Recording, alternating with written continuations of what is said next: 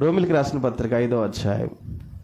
రోమిలికి రాసిన పత్రిక 5వ అధ్యాయము చూడండి. ఆయన ప్రేమ ఎంత గొప్పదో మీరు ఆలోచన చేయగలిగితే ప్రేమైన వాళ్ళారా, క్రీస్తు ప్రేమ మనం అర్థం చేసుకోవడానికి ఆస్కారం ఉంది. ఏలయనగా మనం ఇంకాను భక్తిహీనులమై ఉండగా, ఏమన్నా ఇంకా ఎలా ఉన్నామంట? భక్తిహీనులమై ఉండగా క్రీస్తు యుక్త కాలమున భక్తిహీనుల కొరకు ఏమైపోయాడంట?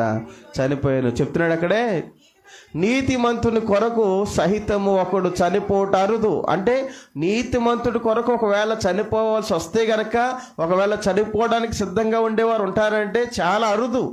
ఉంటారో లేదో కూడా తెలియని పరిస్థితి. అంటే నీతిమంతుడి కొరకు ఒకడు చనిపోవట అరుదు. అయితే మంచివాడి కొరకు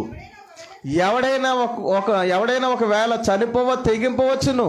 అయితే దేవుడు మన ఎడల తన ప్రేమను వెల్లడించుచున్నాడు. ఎట్లనగా మనం ఇంకనూ పాపులమై ఉండగానే క్రీస్తు మన కొరకు చనిపోయాను. చూసారండి, మంచోడి కొరకు చనిపోవచ్చు, నీతిమంతుడి కొరకు చనిపోవచ్చు, దుర్మార్గుడి కొరకు ఎవరు చనిపోతారండి? ఆయన ప్రేమ ఎక్కడ చూస్తున్నాం తెలుసా? దుర్మార్గులైనా పాపము చేసిన వారైనా మన కొరకు ఆయన ఏం చేశాడంట?